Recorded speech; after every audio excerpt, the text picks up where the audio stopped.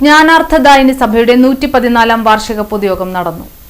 Methala JD സഭ convention സെന്ററിൽ വെച്ച് നടന്ന പൊതുയോഗത്തിന് പ്രസിഡന്റ് NK ജയരാജ് അധ്യക്ഷത വഹിച്ചു.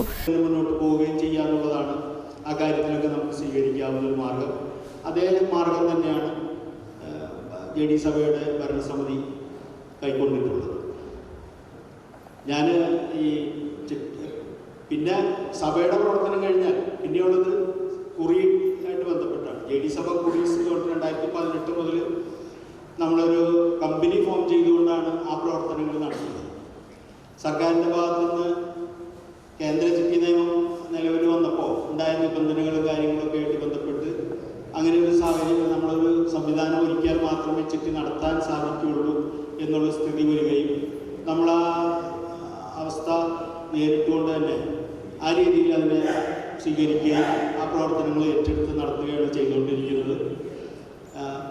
തീരെ മോശമല്ലാത്ത രീതിയിൽ ചിറ്റാളന്മാരുടെ ഭാഗത്തുനിന്നും മെമ്പർമാരുടെ ഭാഗത്തുനിന്നുള്ള സഹകരണം കൊണ്ട് തന്നെ വിജയകരമായ രീതിയിൽ നമുക്ക് ചിട്ടി നടത്തിക്കൊണ്ടുപോകാൻ പറ്റുന്നുണ്ട്.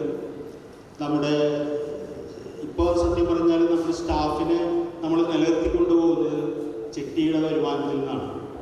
സഭയുടെ വരുമാനം മാത്രം ആശ്രയിച്ചു നിന്ന് കഴിഞ്ഞാൽ നമ്മുടെ സ്റ്റാഫിനെ നമുക്ക് നിലനിർത്തിക്കൊണ്ടുപോകാൻ പറ്റാത്ത സാഹചര്യമാണ്. അപ്പോൾ ചിട്ടിയുടെ വരുമാനം കൂടെ വരുമ്പോൾ ആ വരുമാനം വെച്ചുകൊണ്ട് സ്റ്റാഫിനെ നിലനിർത്താൻ അവരെ നമുക്ക് ബുദ്ധിമുട്ടിക്കാതെ അവരും ഒരു ജീവിതമാർഗം ജീവിതോപാധി എന്നുള്ള രീതിയിലാണ്. സെക്രട്ടറി KP ശ്രീകുമാർ റിപ്പോർട്ട് വരവ് ചെലവ് കണക്കുകളും school manager PK Ashok Kumar school പ്രവർത്തന റിപ്പോർട്ടും അവതരിപ്പിച്ചു. TK Vijayan master, CK Sasi, Sajeevan, AS Pushpan, NN Pradeep തുടങ്ങിയവർ സംസാരിച്ചു. ട്രഷറർ NG സുരേഷ് സ്വാഗതവും വൈസ് പ്രസിഡന്റ് KR സുഭാഷ് നന്ദിയും പറഞ്ഞു.